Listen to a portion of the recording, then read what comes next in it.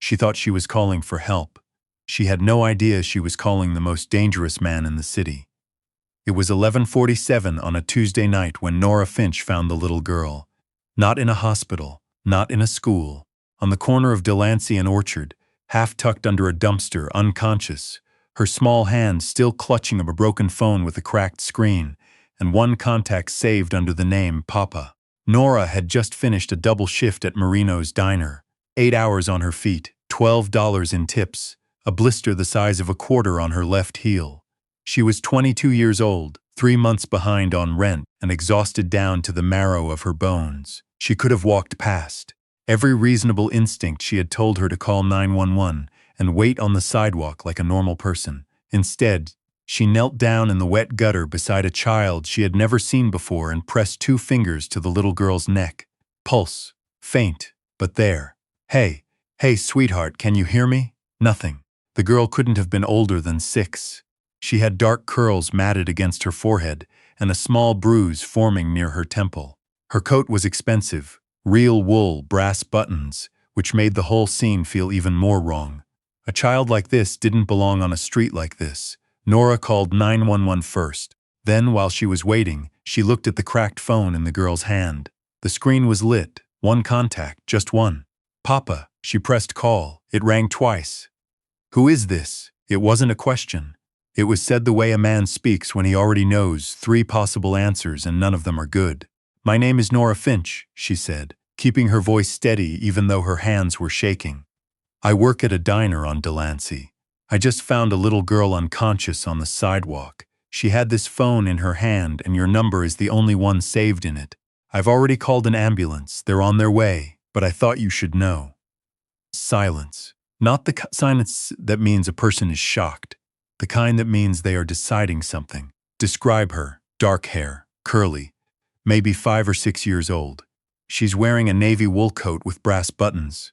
There's a bruise near her right temple. She heard him exhale once through his nose. Then 3 words, spoken quietly. Don't move her. The call ended. The ambulance arrived 4 minutes later. Nora rode with the girl to Mercy General because no one else was there to do it, and because she couldn't make herself walk away from a child that small lying that still on a hospital gurney. She sat in the waiting room with her apron still tied around her waist, and her hair falling out of its bun, and her left shoe sitting beside her foot, because the blister had gotten too bad to keep it on. She had been awake for 19 hours. She told herself she would leave as soon as someone showed up to take responsibility. Then the doors opened. She felt it before she saw it, a shift in the air, the way every person in the waiting room went quiet without being told to. 3 men walked in first, suits, hands visible but controlled. Then a 4th, tall, somewhere in his 40s, dark hair going silver at the temples. He moved through the room like he owned the floor beneath it, which Nora would later learn he essentially did. His name was Roman Sava, and if you asked anyone in 3 boroughs of this city what that name meant, they wouldn't answer you. They'd look at the floor. That's how you'd know. A doctor stepped forward immediately, faster than he had moved for anyone else that evening. Roman Sava barely glanced at him. Where is she? Sir, she's stable. She was brought in unconscious. Possible exposure to. Where? The doctor pointed. Roman Sava took 3 steps toward the hallway and then stopped. He turned. His eyes moved across the waiting room until they landed on Nora, who was still sitting in the plastic chair with 1 shoe on, holding a paper cup of cold coffee and staring at him because she didn't know yet that staring at Roman Sava was the kind of thing people actively avoided. He walked toward her. Every one of his men shifted slightly, the way they did when the situation became uncertain. He stopped 2 feet in front of her. He was looking at her the way people look at something they need to categorize quickly and file away. You're Nora Finch. Yes, you found Anya. I don't know her name, the girl. Yes, you rode with her. There wasn't anyone else. He studied her for a moment. His face told her nothing. Go home, he said. Okay. She bent down to put her shoe back on. The blister made her wince. She stood up, picked up her bag, and walked toward the exit. Miss Finch, she turned. Someone will be in touch, he said. She didn't ask what that meant. She walked out into the night and stood on the hospital steps and breathed cold air until her pulse slowed down. Then she took the subway home, climbed 4 flights of stairs to her apartment, sat on the edge of her bed, and thought, "That was the strangest night of my life." She had no idea it was about to get stranger. The next morning, Nora worked the breakfast shift at Marino's. She told her coworker Jules about the girl. Jules told her to thank God she hadn't gotten involved beyond the phone call. Nora didn't mention that she'd ridden in the ambulance, or that she'd been there when the most feared man in the city walked through those hospital doors. She was refilling coffee for table 4 when the 2 men in gray came in. They didn't look at the menu. They sat at the counter and ordered nothing. One of them put a card on the counter in front of her. It had a phone number on it, handwritten. Nothing else. "Mr. Sava would like a moment of your time," the man said. "This afternoon, if you're able, and if I'm not able. He'd still appreciate it." Nora looked at the card. She thought about what Jules had said that morning. She thought about the little girl with the brass button coat lying in the gutter. She picked up the card. The address was in Tribeca. The building had no sign, no buzzer, no doorman visible from the outside. Just a door that opened before she knocked, which Nora found unsettling in a way she couldn't fully name. She was shown into a room that looked nothing like she expected. She hadn't known what she expected, exactly. Something darker, maybe. Something that looked like power performing itself. Instead, it looked like a library, floor-to-ceiling shelves, a desk that had actually been used, stacks of paper in loose order. Afternoon light coming in through a single large window. Roman Sava was standing at the window when she came in. He didn't turn immediately. "Sit down, Miss Finch." She sat. She folded her hands in her lap and decided she was not going to be nervous, which worked for approximately 30 seconds. He turned.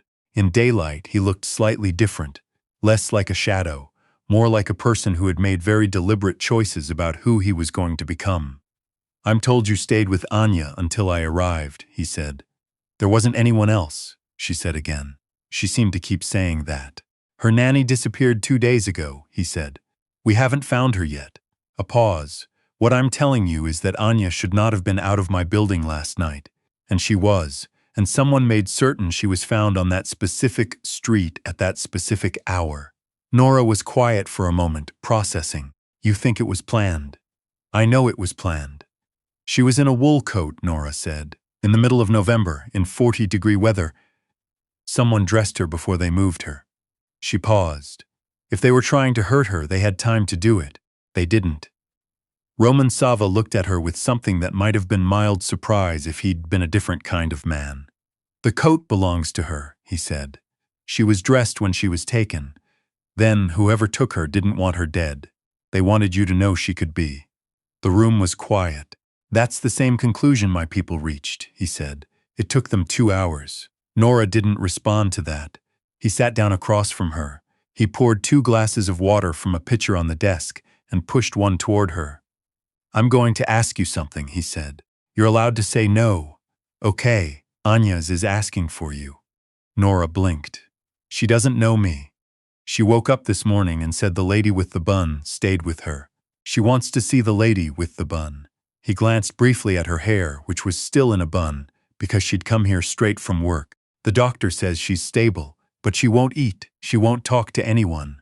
A beat. She's 6 years old and she's frightened, and I cannot be in that hospital room 24 hours a day." There it was, not a threat. Something much harder to say no to, a father who didn't know how to ask for help, asking. "What happened to her mother?" Nora asked.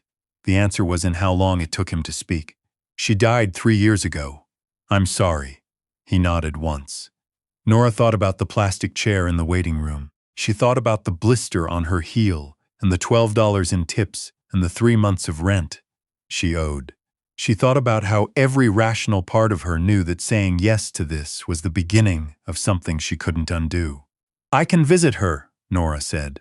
"I can't promise she'll like me." "She already likes you," he said. "That's the problem I'm working around." She went to the hospital that afternoon.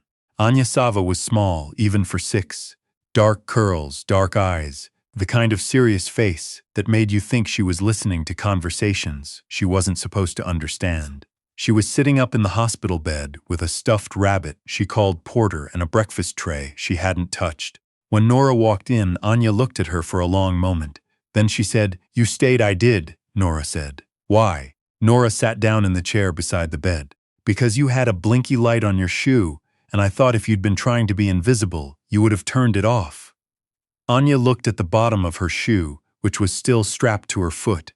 A small light on the heel blinked once, twice, red, then went dark. Her face did something that wasn't quite a smile but was in the same neighborhood.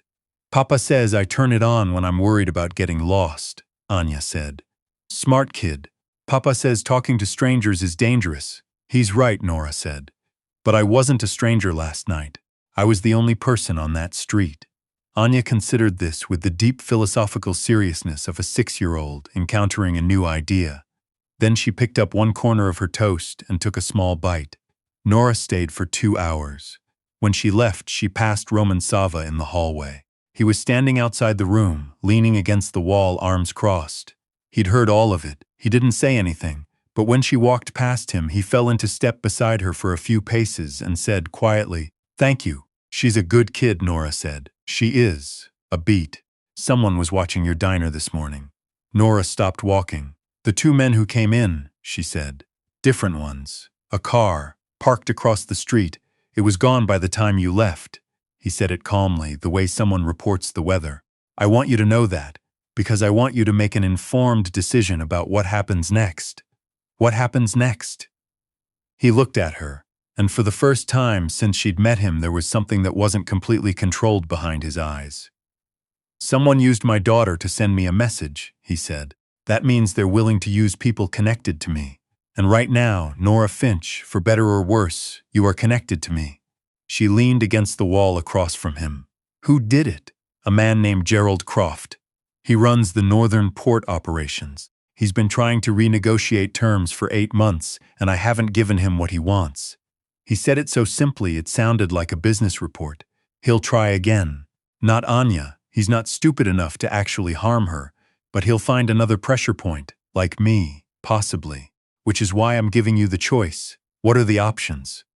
Option 1. I arrange a very comfortable relocation for you. New city, covered expenses, new name if you want it. You never have to think about any of this again. And option 2? He was quiet for a moment. Option 2 is that you stay. I put people on you. Anya gets to keep the person who stayed with her when she was alone. And you work with me. Not for me. I'm not interested in collecting people until Croft is handled, and this is over. She thought about it. She thought about the apartment with the broken radiator and the 3 months of rent. She thought about Anya taking a bite of toast because Nora told her about the blinky shoe light. "How long?" she asked. 2, 3 weeks, maybe less. I want to be able to leave at any time. Yes, I want to keep working at the diner." He looked at her. "Why?" "Because if I disappear from my routine, whoever's watching will notice. And because I need the money." She paused. "And because I like the diner." Something shifted in his expression, just slightly. "Fine," he said. "And I want to know what's actually going on," she said. "Not the version you give the people who work for you, the real one." He considered that for a moment, and she thought he was going to say no. "All right," he said instead. She learned it in pieces over the following days. Gerald Croft had been Roman Sava's partner once, not in the way the word usually means, but in the older sense. 2 men who had agreed to stand on the same side of a very important line. The agreement had held for 11 years. Then Roman's wife Elena had died, and something in the structure of things had shifted, and Croft had decided that Roman was distracted enough to be moved. He was wrong about distracted. He had not yet found out how wrong. What Croft wanted was control of the port contracts, the legitimate ones, the ones that gave Roman's operation its most important cover. He thought that by demonstrating he could reach Anya, he could make Roman negotiate from fear instead of strength. Nora understood all of this and said, "On the 3rd day, he miscalculated you." Roman looked up from his desk. "In what sense?" "He thought fear would make you more willing to deal," she said. "But it made you dig in. The opposite of what he wanted." "Yes, because she's the only thing left," Nora said, not unkindly. He didn't answer. But he didn't deny it either. She visited Anya every day. Anya got stronger and began asking Nora questions about the diner, about whether she had a cat, about what her favorite color was and why, about whether clouds were made of anything or just kind of there. Nora answered all of them. The stuffed rabbit porter gained a small piece of green ribbon tied around one ear, which Nora found in her coat pocket and gave to Anya because she asked for it without asking. On the 5th day, Anya was discharged. She came home to Roman's building, a full floor that somehow managed to feel both impenetrable and like a place people actually lived in. And she found a small drawing taped to her bedroom door that Nora had made during a slow morning shift at the diner. A rabbit with a green bow and a blinking red light on its shoe. Anya stared at it for a long time. Then she went inside and got Porter and brought him out to compare. "He looks right," she said. On the 9th day, someone cut Nora's bike lock on the street in front of her apartment building. The bike wasn't worth $50. It wasn't a message about the bike, she told Roman. He listened. He made a call. By morning, there were 2 people she'd started recognizing. One near the building entrance, one on the corner of her block. She didn't say thank you because she knew he wasn't doing it to be thanked. What she said instead was, "Croft's running out of patience. Yes, he's going to do something visible soon." Roman looked at her. He'd been looking at her differently for about 3 days, though he hadn't said anything. "How do you know?" "Because small provocations that don't work are frustrating," Nora said. "And frustrated people stop being careful. He's been escalating in very small increments. The next increment won't be small." Roman leaned back in his chair. "You were a waitress," he said. "It wasn't an insult. It sounded like a man recalibrating something." "I was an economics major for 2 years before I couldn't afford tuition anymore," she said. "Same principle. People trying to shift leverage behave the same, whether they're corporations or crime bosses. Don't call him that in front of his people." "Which one?" Roman's mouth moved in something that might, in different light on a different face, have been called a smile. Croft moved on a Wednesday. He made the mistake of moving publicly, a meeting request, through formal channels, in a location that was supposed to signal neutrality. Roman accepted. Nora only knew about it because she happened to be at the building when the meeting was being arranged. She didn't ask to come. She didn't have to. "You should stay here," Roman said. "I know," she said. He looked at her for a moment. "Anya will want company. I know that too." She sat with Anya and watched 3 episodes of a nature documentary about ocean animals. Anya explained to Porter that octopuses are very smart and have 3 hearts, which she said was excessive. When Roman came back, it was after 10. He found Nora in the kitchen, making tea she hadn't been asked to make, because the kettle was there and it was something to do with her hands. Anya was asleep in her room. "It's handled," he said. She set down the kettle. "Croft won't be renegotiating anything." She nodded. She poured 2 cups of tea and pushed one toward him and didn't ask for details, because he wouldn't give them, and she didn't actually need them. They stood on opposite sides of the kitchen island and drank tea and didn't say anything for a while. "You could still take the first option," he said eventually. "Relocation. New city. I know. The situation that made it necessary is resolved. I know that too." She looked at her cup. "I like my diner. I like my apartment, even the broken radiator. I like that Anya now names all the animals in the nature documentaries and assigns them personality traits." She paused. "I don't think I need to relocate." He was quiet. "What I need," she said, "is someone to actually fix my radiator, because I've asked my landlord 6 times and it's November." He looked at her for a long moment. Then he said, "I know someone." "Of course you do." And there it was, not a smile exactly, but the real version of the thing she'd been seeing the almost edges of for days. Nora Finch did not move into Roman Sava's building. She did not quit the diner. She did not become a different person. She stayed exactly who she was, a 22-year-old with a blister on her heel and an economics minor and a good instinct for when someone's running out of patience. She visited Anya twice a week, then 3 times, then Porter got a second ribbon, blue, which Nora said meant he was clearly going through a phase. Anya said phases were important. Roman said nothing, but he started leaving the library door open when she came over, which was a different kind of thing to say. The radiator got fixed. The rent got paid. She didn't ask where the building manager suddenly found the motivation, and no one told her.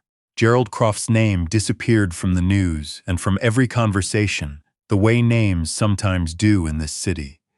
and Nora Finch, who had been walking home exhausted from a $12 tip shift on a November Tuesday, who had knelt down in a wet gutter beside a stranger's child because there was no one else, who had made the phone call that changed everything without knowing. It was the phone call that would change everything. She looked at the life she'd stumbled into and decided that stumbling, sometimes, gets you somewhere better than walking straight. Some things don't start with a plan. They start with a blinky light on a shoe, in the dark, on a street where someone else might have kept walking. She didn't keep walking, and that made all the difference. If this story got you in your chest, you're not alone. Drop a comment below and tell us, would you have made that phone call? Don't forget to like and subscribe to Sadie's Romance Library. New stories every week. And stay tuned because next time, the stakes are going to be even higher.